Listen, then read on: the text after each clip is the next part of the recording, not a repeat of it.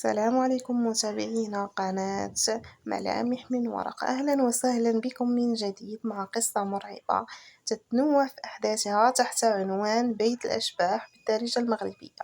قبل البدء أو الخوض في القصة كيف العادة، حاول جلس في شي مكان ما فيش صداع وتبع معايا أحداث القصة اللي كلها رعب وتشويق. الناس بزاف كتجاهل شي حاجة سميتها الجن، أو البعض ما كيامنش بيه كاع، والبعض الآخر كيجي خرافات. المهم ماشي هو هذا الموضوع اللي جيت نعاود عليه اليوم. هذا المنزل أو البيت أو كيف بغيتي سميه، منازل طالبات أو عمارة فيها عدة بيوت كيسكنوها الطالبات أو بعض البيوت مسدودة، يعني مقفولة في ظروف غامضة، ما كيتكراو ما والو غير مسدودين. وهاد العمارة فيها سراديب، وكنظن أن السراديب كتكون موطن للجن أو الشياطين. قبل ما ندخلوا في صلب الموضوع نعرفكم على الشخصيات اللي في القصة، وتقريبا كلهم إناث، والشخص الوحيد أو جوج الأشخاص ذكور، والحارس اللي هو الحارس والمدير، ونزيدو حتى الأستاذ. كانوا 5 ديال الصحابات ساكنين في بيت من البيوت ديك الحي السكني الجامعي اللي فيه هاد العمارة. كانت ديال الليل، كتلقى كل شي ناعس بحكم أن المدرسة وساكنين فيها ناس من مدن أخرى أو من قرى. هاد الصحابات تعرفوا على بعضياتهم في العنف، يعني في الوقت ديال الدراسة ديالهم والامتحانات. أولى الصحابات شاركوا الحارة والحلوة، وشاركوا حتى المسكن فين يعيشوا جميع بهم. المهم انا كنعاود لكم بالتفاصيل باش هكا تعيشوا مع الحدث ديال القصه. كانوا كيقصروا بالليل شويه بحكم انهم بنات المدينه وما كينعسوش بالليل بكري. بقاو هكا حتى لواحد الليله جالسين، ولا نعرفكم على سمياتهم. كاينه رجاء وهاجر وخوله وساره وفاطمه الزهراء. المهم هادو هما صحابات الحارس بوعلال والمدير العلاوي والأستاذ البهجة. هادو هما الشخصيات البارزة في القصة. نكملوا. واحد الليلة كانت الصهد والحالة سخونة، وكل وحدة وشخصيتها وكل وحدة وعقليتها، ولكن جمعهم هدف واحد وهو يقراو ويرجعوا بالهدف ديالهم لمدينتهم. في أوقات الفراغ كل وحدة كتقبض بلاصة ويجلسوا يهضروا. فاطمة الزهراء كانت جالسة حدا نافذة، هي كتهضر والأنظار ديالها كيشوفوا خارج النافذة، يعني في واحد المدرسة حداهم كتبعد شي كيلومترات، وكتهضر معاهم كلهم جالسين قاطين بلاصة في البيت، وكل وحدة كتعاود حالتها وشنو هو الهدف ديالها في الحياة. واحد اللحظة فاطمة الزهراء تسمرات في بلاصتها بدون ما تتحرك، وخا كيهضروا معاها وهي راها في عالم آخر. نادوا بالاسم ديالها فاطمة الزهراء فاطمة الزهراء، والو، وهي مركزة النظر ديالها لاتجاه واحد، آخر واحد. اللحظة ظهرت وقالت لهم اجيو تشوفوا البنات. مشاو كيجريو بلاش يلقيو نظرة، لسوء الحظ ما بان ليهم والو. اختفى داكشي بسرعة البرق بحال الا كذبوها، وحسوا ان الصديقة ديالهم في حالة هستيرية. بقاو كيقولوا ليها شنو كاين تم، وغير هي اللي شافت هادشي ما يمكنش. المهم بقات هكا كل واحد قبض بلاصه على الله يرجع داكشي الغريب.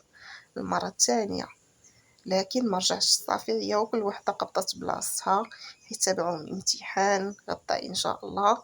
واخا نعسو جلسوا يهضروا بشويه بالذات في ديك الظلمه اللي كل وحده فيهم كتهضر على الصديق او الفارس الاحلام ديالها وكيف بغاتو، حتى بقى كيعم الصمت قدام الناس. فقوا في الصباح رتبوا المسائل ديالهم او الكتب والادوات اللي غادي يحتاجوا، فطروا مشاو للدراسه، وفي الاستراحه جلسوا يهضروا على البارح شنو واقع وشنو وقع لفاطمه الزهراء.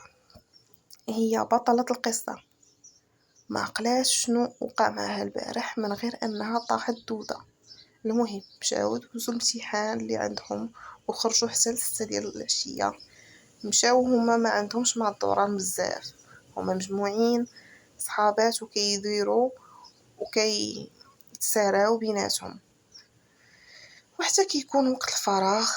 اما وقت الدراسة فكتلقاهم 7 في البيت.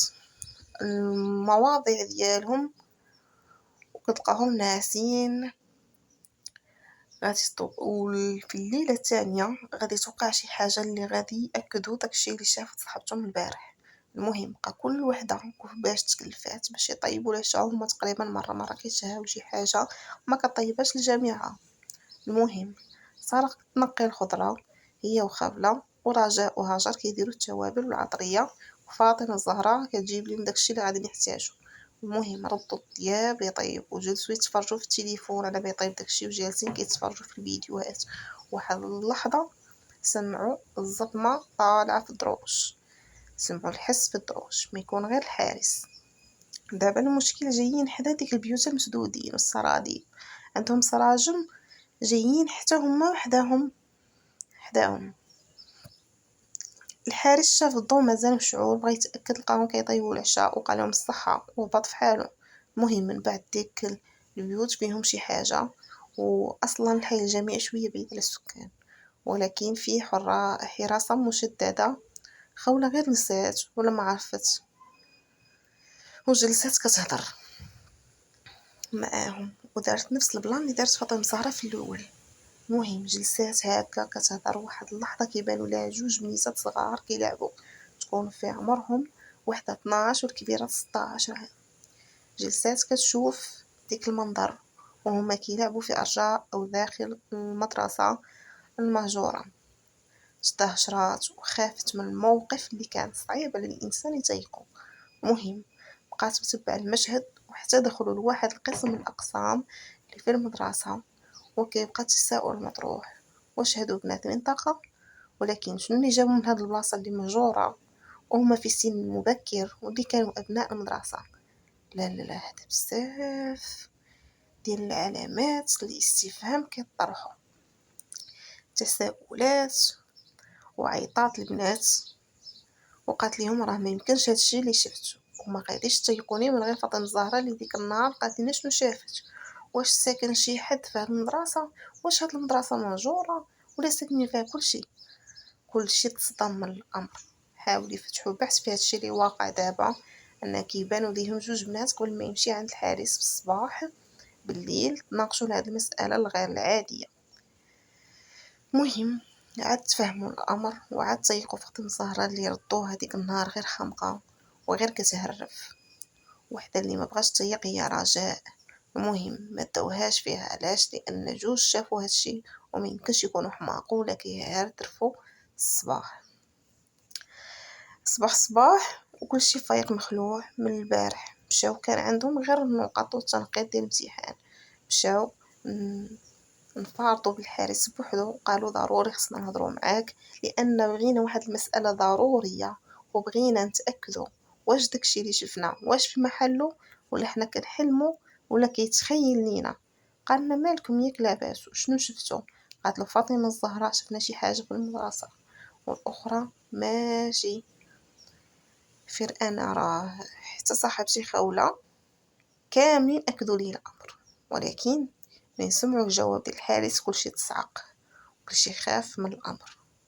قال لهم داكشي اللي شفتو بصح وانتم في كامل قواكم العقليه، وهادشي اللي غادي نقول لكم راه قصه وقعت حقيقيه.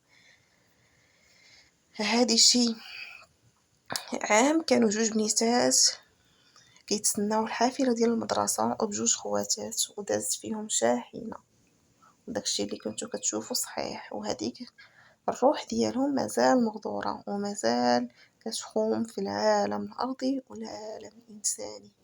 المهم كلشي دخلاتو تنكرة وكلشي خاف وجاتو الصعقة لأنه الفتيات الأكثر خوفا ورعبا. المهم نساو داكشي ومشاو شكروا الحارس ونصحهم ما يتعمقوش في داكشي، وداكشي طبيعي كيوقع حيت ماتوا في حادثة مروعة. ولكن رجاء اللي ما كتيقش غادي يوقع ليها حدث غير غادي تخلي راسها تتاكد ان هذا المبنى مسكون وان داكشي اللي شافو صحاباتها بصح وما فيه شك. كانت طالعه في الدروج واذا بها كتسمع الطرق والدقان في واحد البيوت المغلقه. من شحال هذه بقات كتحك في عينيها واش بصح ولا لا، وداكشي اللي سمعت كان بصح لان مازال الدقان كيتكرر مرارا وتكرارا. غير كدور كتولي تسمع واحد اللحظة سمعت الأنين في داك البيت اللي كان مظلم وما فيه حتى حد.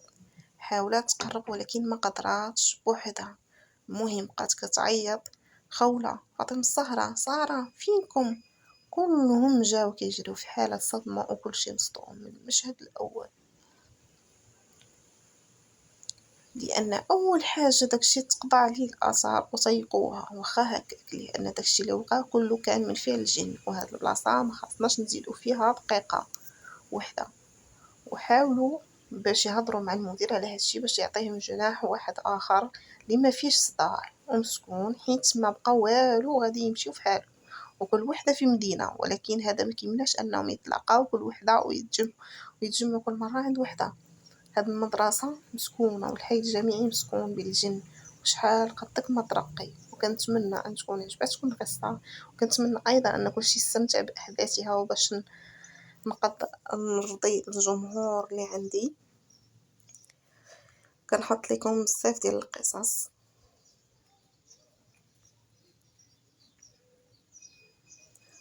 وحتى انا ما طالبه والو من غير التفاعل والبارطاج والدعم، باش هكا ديما نكون معكم ان شاء الله. المهم جا الموسم ديال العطله وكل وحده مشات عند الاهل ديالها، وكان داكشي فيه معاوده وكلشي داز مزيان ونجحوا كاملين لحسن الحظ. المهم كانت هذه هي نهايه قصتنا اليوم، وقصتنا مشات من الواد لواد وانا بقيت مع ناس الجواد. فكانت معكم قناة ملامح من ورق. دمتم في رعاية الله وحفظه، والسلام عليكم ورحمة الله تعالى وبركاته. نتلاقاو في فيديو جديد مع قصة جديدة وتشويق جديد ورائع. السلام عليكم.